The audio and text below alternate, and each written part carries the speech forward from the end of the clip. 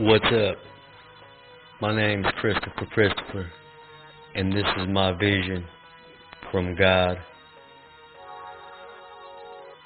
I live in Las Vegas, 38 years old. In 2008, I had a dream, a vision from God. And my dream started off pretty regular. It was a bright and sunny day, and I was on the cell phone talking with my uncle, and we were just talking. I know I was cussing, listening to the radio, and that's when everything changed. From the day I had my vision, I've never been the same. Now, as I was driving, I noticed a lot of funny things was going on around me.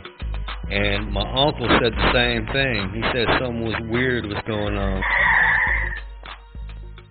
I slammed on my brakes, and oh my Lord, what was in front of me would blow your mind. Right before my very eyes was the four horsemen. The four horsemen of the Bible, of the apocalypse. The ones that I've heard about since I was young.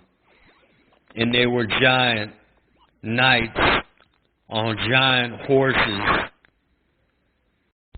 I remember one in particular that had antlers on his head, looked over at the others and mumbled something real loud, and they all started laughing at me. As if I was the tail end of an old joke. They laughed, and I looked with astonishment at them. I knew I wasn't dreaming. They all took off and broke down the city street. Now, as they got further and further away, I noticed that they faded off into the distance just as they left my sight. All of a sudden, I'm back on the city street. Everything went back to normal. And as I was looking, I thought they were coming back. I started seeing something. All of a sudden, out of nowhere, military soldiers and tanks started pushing people into the street, forcing everyone to get out of their cars, get out of the stores, get out of your homes. At that moment, I knew I wasn't dreaming. I didn't care about what happened to my car. I don't know what happened to my uncle on the phone. The horsemen never left my mind. And as they forced everyone into the street, they pushed everyone into a line, and they started to make us walk. Everyone saw they were evil. And the funny thing was, in my vision, I saw nobody resist.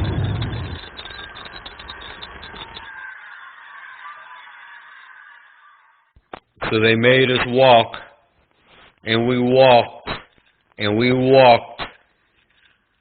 I knew at any moment I would wake up, but the Lord did not wake me up, for I was walking. Everything seemed so real. I could hear the gravel underneath my feet, and just try to understand how everything went from a perfect day to pure hell and chaos. As in a moment, everybody was crying, men, women. I didn't hear any children in my vision. Every person of every color and religion I saw. Then I saw the worst thing that you could ever possibly see in life or face. It was almost dark at that time. And as we were walking in the line, I looked off in the horizon over the city, and behold, my heart dropped.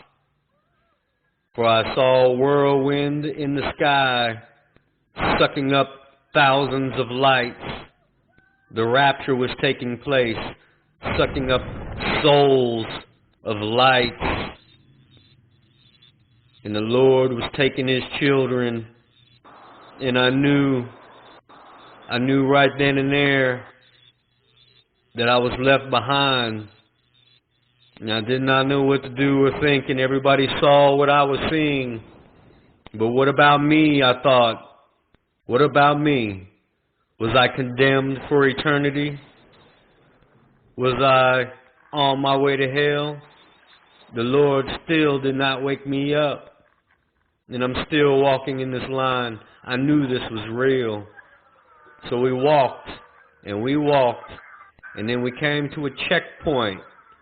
In the distance I was looking, and as I saw the evil men that I passed, looking deeper and darker as we got closer and closer to a facility, to a border checkpoint. We had finally made it to their destination. I remember their faces, their evil demonic faces staring at us. As we got closer and closer, we came to a point, and I thought to myself, am I going to hell? They rounded people up. Thousands of people rounded up, shoved in this line and forced to this border crossing. They were watching us all close. I saw them pushing people over a line ahead of me. And I heard people crying and screaming. And as soon as they crossed the line, they were marked. A big knot would come out of their head. Giant knot with a scar over it. Another person. Then another. And then some people I noticed a knot would pop out of their arm. So it's either the arm or the forehead.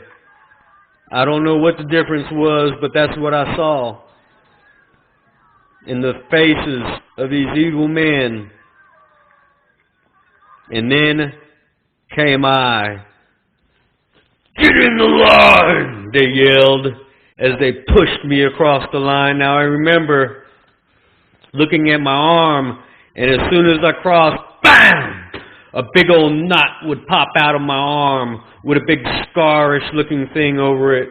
And I knew we had been marked. And the hideousness of it, I couldn't stand, so I covered it with my shirt and I started walking. It didn't matter where you walked from there. I followed the others and went toward a huge concrete building.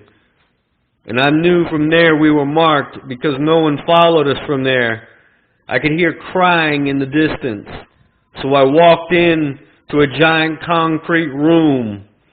And as I looked around, I saw an entrance and I heard other people crying. So I walked toward that room to see what was going on.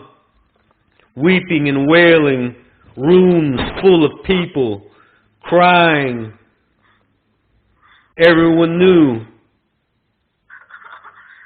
in their minds that we were going to hell or we are on our way to be executed.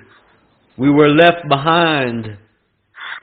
A moment later, a girl who I seemed to have known before from my past came running up to me, and I told her I have sinned too much, and I pushed her away, and she walked away sobbing. I remember sliding my back down the wall and crouching and putting my head between my knees and crying to the Lord. I even thought about what was next, what they were going to do to us. My eyes were closed. The horror I felt was so real, y'all. You read the Bible, Brett? Yes. Well, there's this passage I got memorized on this. Ezekiel 25:17. The path of the righteous man is beset on all sides by the iniquities of the selfish and the tyranny of evil men. Blessed is he who in the name of charity and goodwill shepherds the weak through the valley of darkness.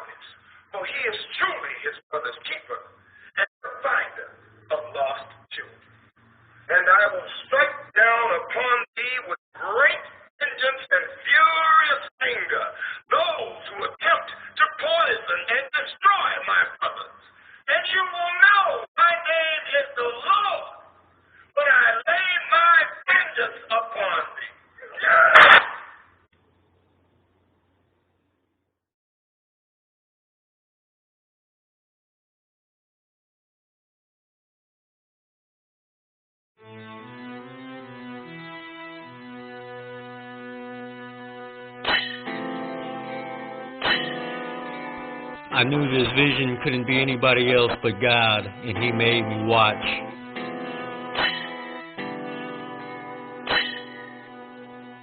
I watched to the very end. If growth is too weak, well, then we can't withstand weakness overseas. So good news is bad news, and bad news is bad news. Just as I thought it was over, there's still hope.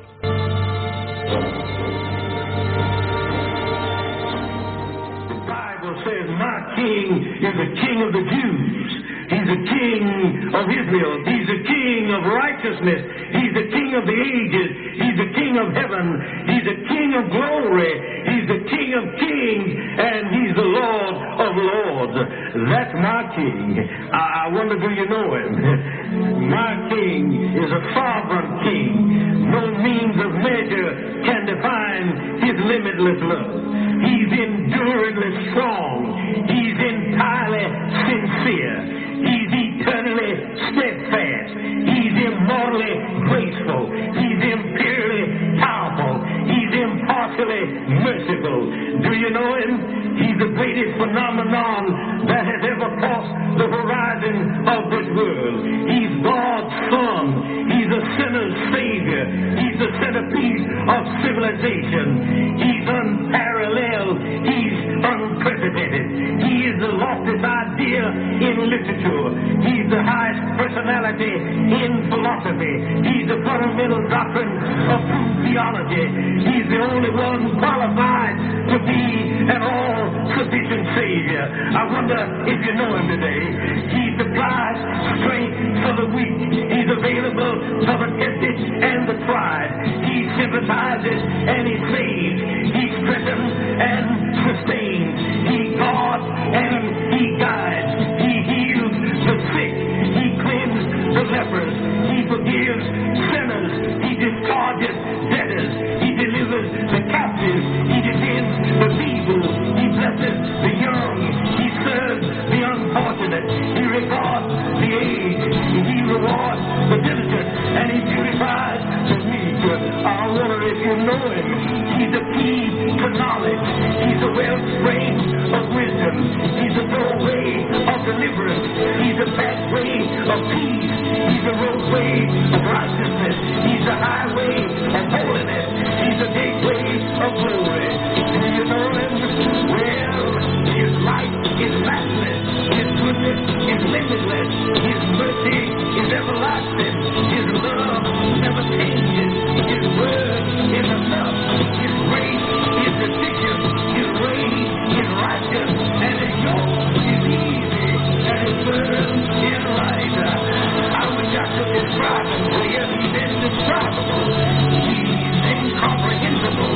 He's invincible. He's irresistible. Well, you can't get Him out of your mind.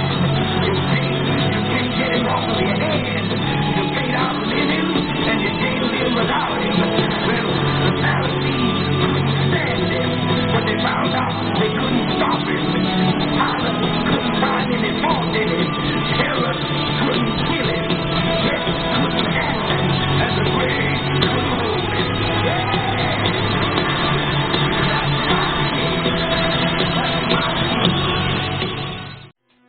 To know wisdom and instruction, to perceive the words of understanding, to receive the instruction of wisdom, justice and judgment and equity, to give subtlety to the simple, to the young man knowledge and discretion.